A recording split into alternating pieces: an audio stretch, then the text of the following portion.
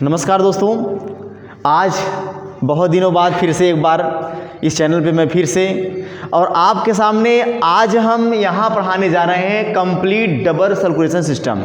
Complete double circulation system मतलब कि आपन सबके लोग के शरीर में, अपने हार्ट में सर्कुलेशन किस प्रकार से होता है, कैसे होता है तो कई टॉपिक, लेकिन आज इसके विषय में हम फर्स्ट टॉपिक की बात करेंगे। यहाँ आप ध्यान दें।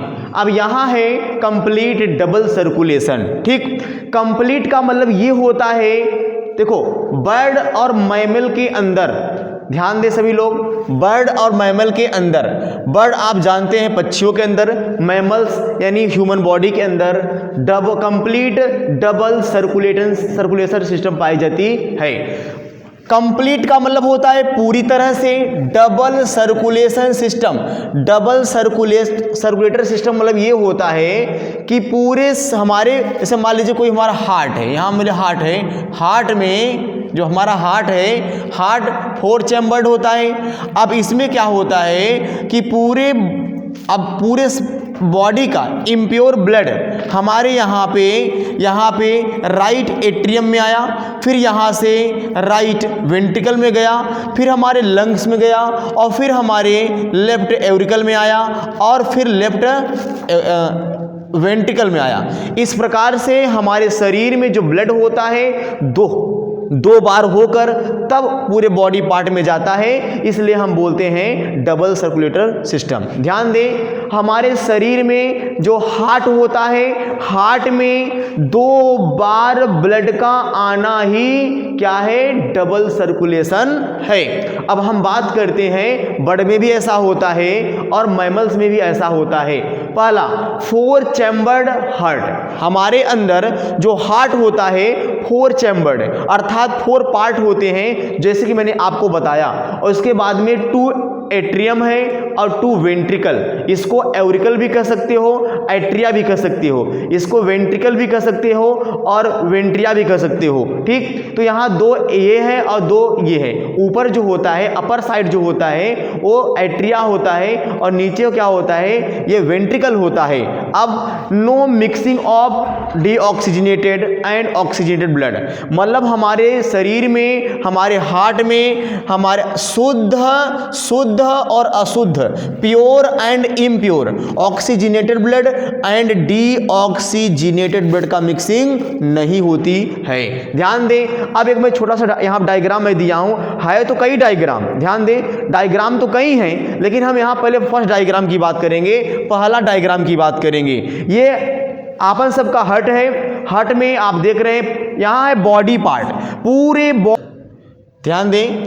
अब यहाँ no mixing of deoxygenated blood and oxygenated blood मतलब कि शुद्ध और अशुद्ध जो ब्लड होते हैं, अर्थात प्योर एंड इम्प्योर जो ब्लड होता है उसकी मिक्सिंग नहीं होती है। अब यहाँ पे अब ध्यान दें, हार्ट के बारे में ध्यान दें, क्योंकि हमारा जो हार्ट होता है, पूरे बॉडी पार्ट का जो इम्प्योर ब्लड होता है वो क्या होता है, डीऑक्सीजनेटेड ब्लड होता है, अर्थात इम्प्योर ब्लड होता है। ये हमारे हार्ट के राइट एट्रिया में आएगा, फिर राइट एट्रिया से फिर राइट वेंट्रिया में आएगा, वेंट्रिकल में आएगा, फिर वही डीऑक्सीजनेटेड ब्लड क्या करेगा, 3 वाल्व के द्वारा, यानी ट्राइकास्पिड वाल्व लगे होते हैं, वो ओपन होता है। तो ओपन होने के बाद में पल्मोनरी आर्टरी, देखो आर्टरी बात आई, पल्मोनरी आर्टरी, क्योंकि पल्मोनरी आर्टरी थोड़ा अपवाद के रूप में है। ठीक है, तो पल्मोनरी आर्टरी और पल्मोनरी वाइन के अंदर जो ब्लड होता है,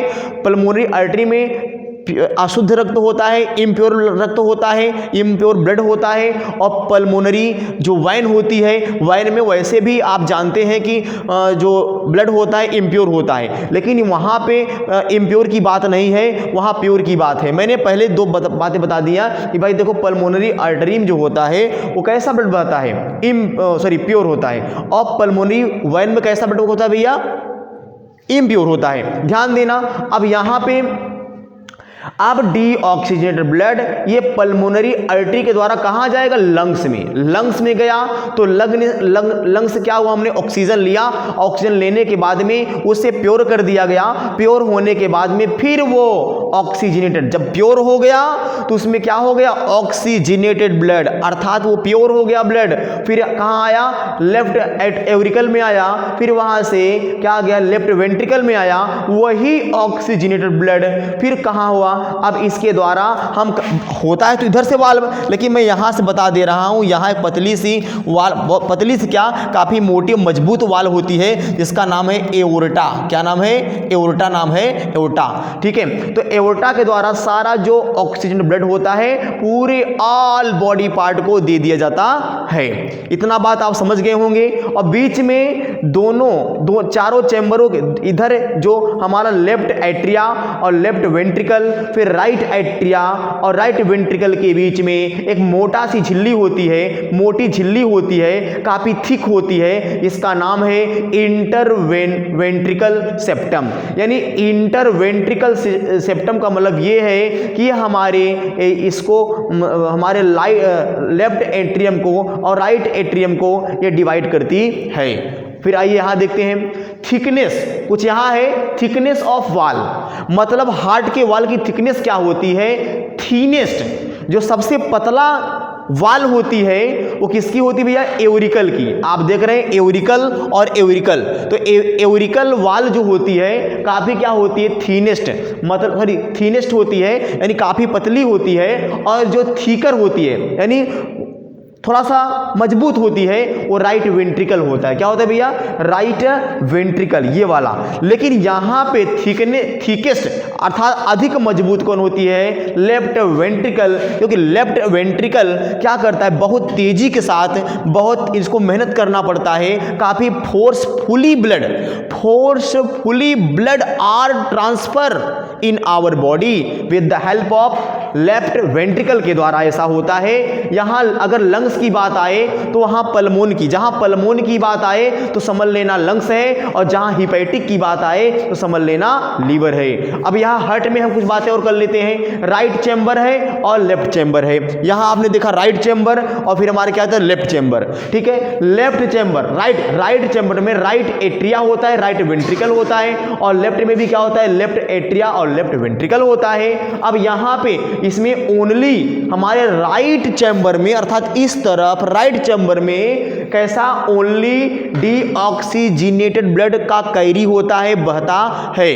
ठीक है, सर्कुलेट होता है, ओनली डीऑक्सीजनेटेड ब्लड सर्कुलेशन होता है, क्योंकि उसमें क्या होती है? ब्लड की इम्प्योरिटी होती है, इसलिए मैंने नाम रखा है डीऑक्सीजनेटेड ब्लड। ठीक, और यहां पे जो लेफ्ट चैम्बर होते हैं उसमें क्या होते हैं? Only oxygenated blood. जो हमारा जो ब्लड होता है वो एकदम प्योर होकर तब पूरे बॉडी में बहता है, इसलिए मैंने ये बात यहां लिखा।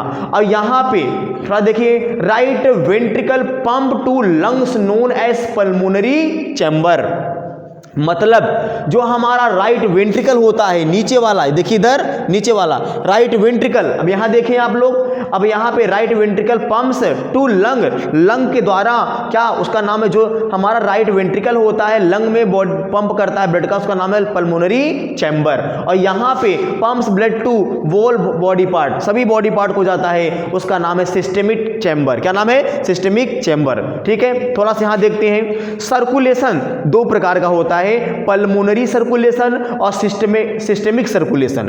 अब पल्मोनरी में क्या है? लेफ्ट एट्रिया है और राइट वेंट्रिकल है। लेफ्ट एट्रिया और राइट वेंट्रिकल, अर्थात लेफ्ट क्या है? लेफ्ट एवरिकल है, सॉरी लेफ्ट एवरिकल है। तो यहां पे क्या है भैया? लेफ्ट एवरिकल है और क्या है? राइट वेंट्रिकल, लेफ्ट एवरिकल और राइट वेंट्रिकल। ठीक है, इसको बोलते हैं लेजर सर्कुलेशन, इसका सर्कुलेशन थोड़ा सा कम होता है। और यहां है राइट एट्रियम और लेफ्ट वेंट्रिकल। राइट एट्रियम और लेफ्ट वेंट्रिकल का जो सर्कुलेशन वो ग्रेटर होता है, यानी बहुत उच्च होता है, महान होता है, इसको ज्यादा मेहनत करना पड़ता है। ठीक है, अब भाई अब यहां से पूरे ब्लड को खींचता है तो ज्यादा मेहनत, पूरे ब्लड को भेजता है पूरा बॉडी पार्ट में तो ज़्यादा मेहनत होता है, अब यहाँ कम होता है, इसको आसानी से इसमें आ रहा है, आसानी इसमें आ रहा है, इसलिए इसमें क्या होता है, सर्कुलेशन थोड़ा सा होता है लेकिन मेहनत कम पड़ती है। इसलिए आज मैं इस टॉपिक को मैं अच्छे से समझा दिया।